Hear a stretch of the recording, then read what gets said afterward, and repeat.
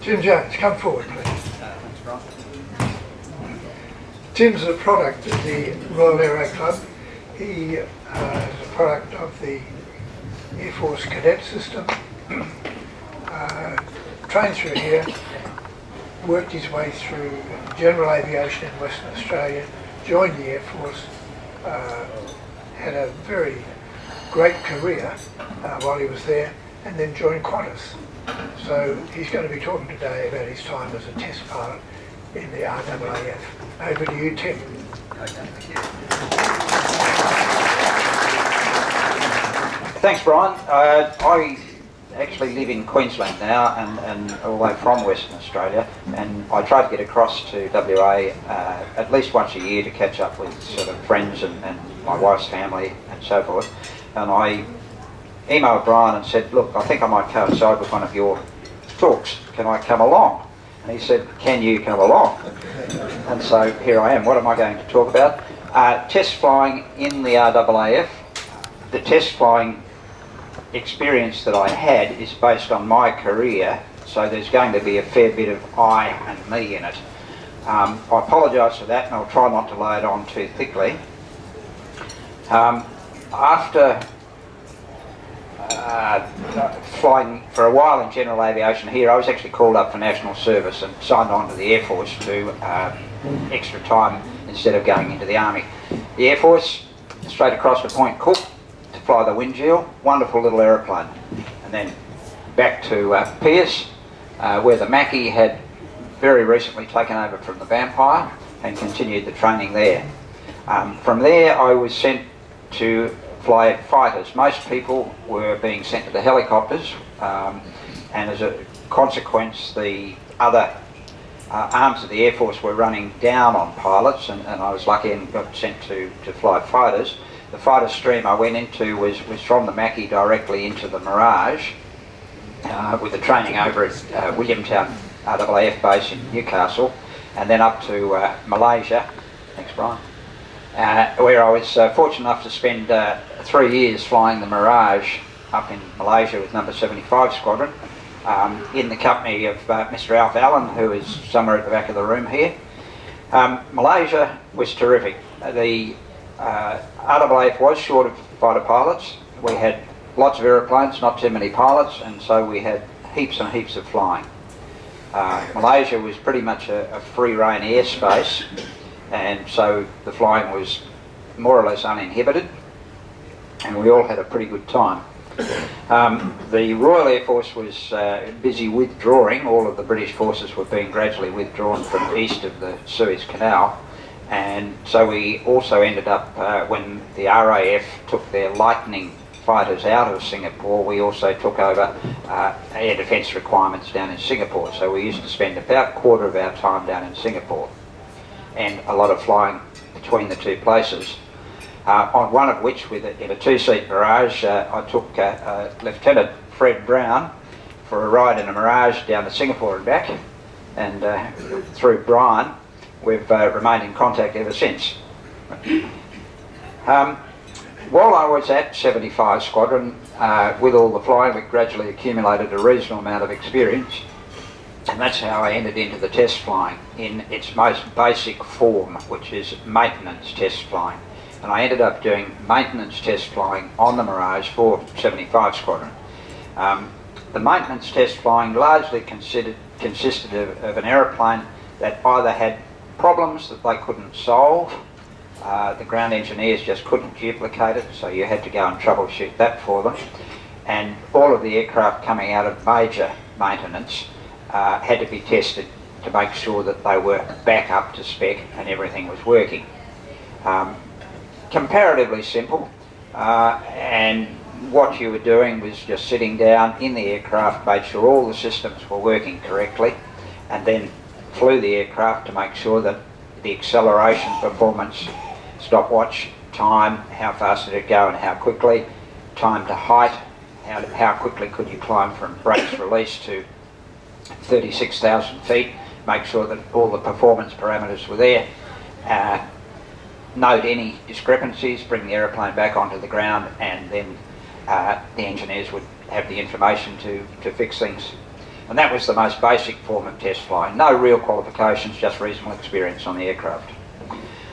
I was then sent down to the Aircraft Research and Development Unit at RAAF Base Laverton near Melbourne. And the Aircraft Research and Development Unit, ARDU, or known as ARDU, I went down there for a couple of months introduction to more real test flying. The tasks at ARDU, and most military air forces had similar organisations. The idea was to ensure that the people actually operating the aircraft on the squadron had a good, reliable and safe product. And so the task of ARDU was to evaluate and note or get changed any adverse problems, either performance problems or handling problems. If the aircraft didn't fly particularly well, then you'd need to get that fixed. But probably, and in Australia, we really at that time only had two aeroplanes that were developmental. One was the New Zealand built version of the Victor Air Cruiser, the CT4 Air Trainer, and the other one was the Australian Nomad. The rest of it was all really just developments, modifications, and being a military organisation, of course, employment of weapons. And so the Aircraft Research and Development Unit was tasked to do all that, make sure that by the time these products, the aeroplanes, the weapons, the modifications, got to the squadron operators, they were in good condition. And one of the principles of the test flying was you always had to test beyond to find out what the real limit was. And that's where the moments of excitement generally occurred. From my introduction down at the Research and Development Unit, I was sent to the United Kingdom to the Empire Test Pilots Training School, ETPS, Empire Test Pilot School, and that was founded in the mid-war years, I think about 1943, because the Royal Air Force had found that everybody in Britain had some way to win the war and some modification to do to an aeroplane or some scheme. Some of them were good, some of them were not. And the ETPS was designed to train the pilots to be able to test the aircraft, to figure out these are the good ones, these are the bad ones, let's go in this direction, not in that direction. And it was a school that was designed to teach pilots how to do that. By the time I got there, it had evolved into being 4 courses at the same time. It was for 12 months, and it consisted of pilots, engineers, and they weren't maintenance engineers, they were design and science engineers, the boffins. And it dealt with both fixed wing and rotary wing, the ordinary aeroplane and the helicopter. So they were running 4 courses simultaneously. Fixed wing pilots, fixed wing engineers, rotary wing pilots and rotary wing engineers. It was probably one of the most interesting years of my life. Everybody had a shot at everything, and as a fixed wing pilot I think I flew or operated 15 different types in that year, and that ranged from light single engine piston aircraft, hovercraft, helicopters, through to high performance jets and 4-engine transport aeroplanes. It was a fascinating year. Thanks, Brian. And that was everybody's favourite aeroplane. An absolutely beautiful aircraft to fly and terrific. ETPS is worthy of a talk. I think there are a number of people around Jindivik who could give a very good talk on ETPS, and I think that would be something worthwhile for another time. From ETPS, I was sent to do a Royal Air Force Weapons Systems course. The idea, in the past, the Aircraft Research and Development Unit in Australia had a separate weapons guy who was not a test pilot, and what they decided to do, I guess in times of increasing economy, was to combine it So I was sent on a weapons systems course with the Royal Air Force, and then I went back to their weapons testing area and got a little bit of on-the-job training with weapons testing in the Jaguar and the Hawk. So obviously when I came back to Australia, I was very experienced, well qualified jet weapons test pilot. So the RAAF then immediately put me to work on that.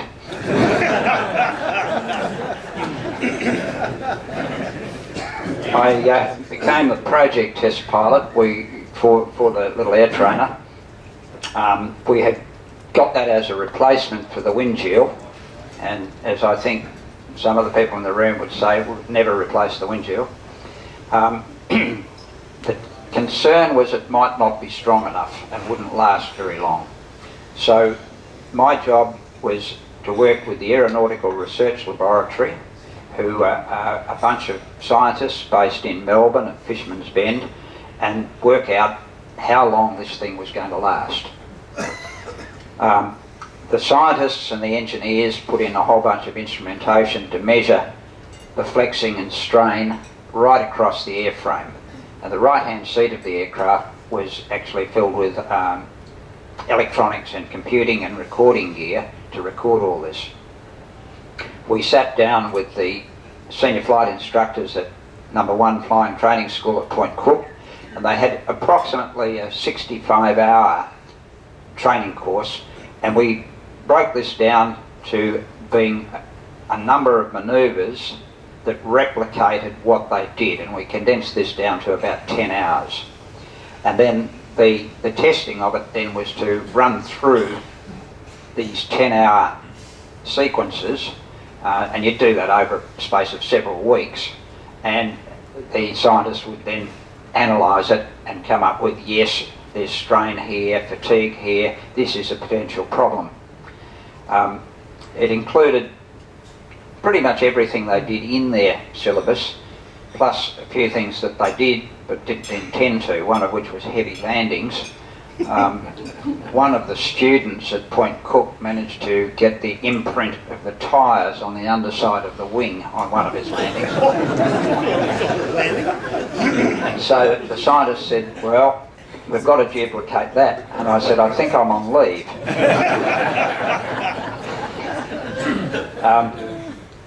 The result was we had trials, well photographed and with a large audience, of dropping this thing in from about 30 feet in a full stall. Didn't even get close to getting the tyre imprints on the wing, so I don't know what the lad at Point Cook did. But the very worst thing to come out of this analysis was it was actually the strongest airframe in the Air Force. And we were going to be stuck with it for many, many years. The other aircraft, thanks Brian, the other aircraft that was Australian or local was the Nomad, and the Nomad was being taken over to go to the Army, and it's a good example of what the Aircraft Research and Development Unit was doing. As you can see, it's got a big stripy nose boom on it, so that it was a very heavily instrumented aircraft, so that they knew exactly angles of attack, angles of side slip, true speeds, and were able to record all sorts of parameters. And again, I had not a lot to do with the Nomad, being tangled up with the air trainer, but the instrumentation was fabulous, and the questions that came out of it before going to the Army wanted it as a short takeoff and landing aircraft, which is what the Nomad was meant to be, and it was really competing against the Porter in terms of handling and ability to use short fields. So they were really trying hard to get it in and out of short fields, and there were some question marks about its stability and handling. As a result of that, the project pilot for the Nomad had us all go and say, okay, well, you guys are ordinary pilots, some very ordinary. Let's take it up around all the crop duster strips and see how you go. And that was a very interesting exercise. The end result was the Army did get the Nomad, but they did have a bunch of problems with it. Thanks, Brian. Other aircraft which we flew at Ardew were the Dakota, wonderful old aircraft. And you say, well look, it's a modern military testing organisation, why have you got a Dakota? It was used in part for navigation aid calibration, which we as test pilots were not involved with, but it was also the perfect platform for other things. In Brian's case, photogrammetric survey of Australia, not with the Air Force but with civilian, but a good example of what the Dakota could do. We used it to develop a laser seabed mapping system, which was for the Navy hydrographic to map the contours of the seabed, you know, much better and quicker than a seaman in a ship with a sonar. And that was an interesting one. The other one was things were moving along to, in the bombing world, from just dropping bombs based on a bomb aimer or a radar target to actually trying to precision guide the weapons at the target. And we used the Dakota very successfully to develop a method of using an airborne laser designator. And essentially we had an Army laser designator, target designator, hanging out the door and a guy to operate it, and that worked really well. So the Dakota was a fabulous aircraft for just doing bits and pieces, and it was also great fun to fly. Thanks. Similarly, the Canberra, another old aircraft, but again it was used for support. You could take people and equipment quickly to go to a meeting, to take spare parts to some project somewhere, and we also used it as a radar target and to calibrate air defence radars and to even air traffic control radars. Again, a great aeroplane, loved flying it. Eventually I did get back into jets and back into weapons testing, and this was testing the laser guided bombs and clearing laser guided bombs onto the Mirage. The Americans had successfully used laser guided bombs in Vietnam. They'd spent many lives, many aeroplanes and many bombs trying to drop bridges in North Vietnam, and it wasn't until they got laser guided bombs they were able to do it. The Americans are quite clever in that they saw that there were about 5,000 Mirage operations around the world, and they wanted a clearance for their laser guided weapons off the Mirage so they could sell it. The French said, no thanks, we've got our own. And so they came down to Australia and said, look, the deal is we'll bring down the bombs, give you some expertise, and you give us a copy of the clearance. And so that's what we did. And this is a good example of what, how we went about it. The bombs are actually on the bomb rack on the wings, but we've got cameras under the nose of the aircraft, cameras in the pod there, and of course cameras in the two-seat Mirage flying alongside. And then the technique for testing the weapons was first to put them on, carry them around at the benign centre part of the envelope, and then go towards the edges of it. And the main danger, particularly with weapons that could fly, is that they could start to flutter and end up damaging the carriage aircraft or even breaking up.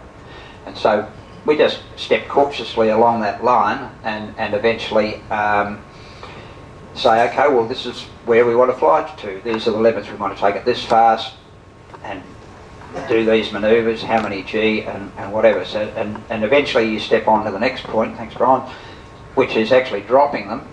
And that's more from a standard aircraft, although this one still has the nose cameras in it. And the key person here was the chase pilot who was flying the two-seat Mirage with the photographers in the back. And the photographers were just absolutely amazing guys. They could operate under extremely difficult conditions using both still or cine, more commonly cine film, just out the side of the two-seat Mirage. A lot of hard work, and they did some very, very good jobs. The release tests we also had, again typical of Australia, we needed a laser designator, so our scientists at the Weapons Research Establishment built us one.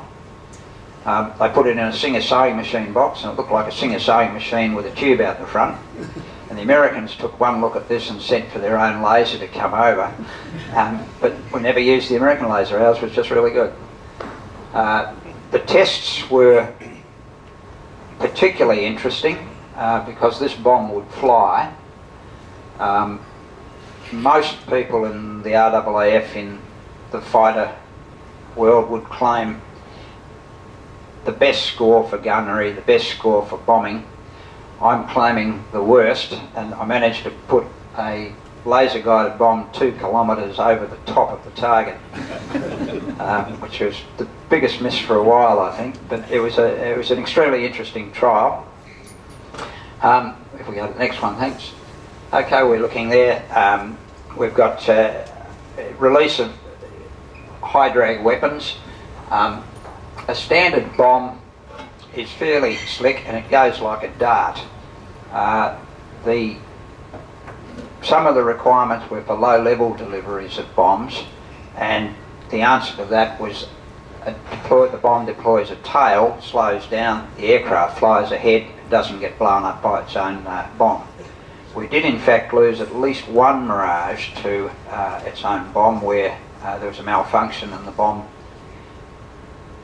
ended up remaining low drag, high speed bomb, and did blow up underneath the aircraft and did actually knock it down. This is an example where the chase aircraft was so important. That's really good pictures. The bombs are coming away cleanly and we know that's going to work. Next one. Similarly in that one, those are the low drag bombs. What is being tested here in fact was an Australian designed and built bomb carrier on the centre line of the Mirage. It worked extremely well, but the usual problem we had in Australia was the fact that we only had a market of 100 Mirages. We really couldn't produce it cheaply. We needed to be able to sell it overseas to get a reasonable cost, and so it never went into production, which is a pity. It was a very, very good bomb rack. And that's actually also quite a good example of how we're doing the testing. It didn't really matter where the bombs went as long as they didn't hit anybody, so we'd do that either over open ocean or over open desert at Woomera.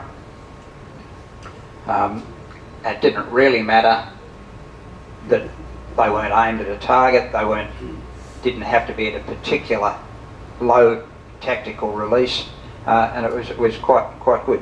We also were developing our own weapons, which were a different kettle of fish because we actually had to test them in the environment we were going to drop them, and that sometimes led to some interesting chase flying, in particular when the carriage aircraft would have to operate below 200 feet and up around the 600 knot mark, and then drop the bomb, and the chase aircraft had to be behind and below to get good film. That got quite exciting, and particularly on occasions where the weapons actually went off as soon as they armed. You could be quite surprised with explosions around you. And that was probably one of the more interesting and adventurous of the testing. One of the others, thanks Brian, which thought would have been fairly simple, was the Jindivik, which Jindivik is a drone. It was primarily used by the Navy to provide target practice for naval anti-aircraft systems, both guns and missiles. And the Jindivik is totally pilotless. It was flown by 2 people in a building on the ground, and away it went.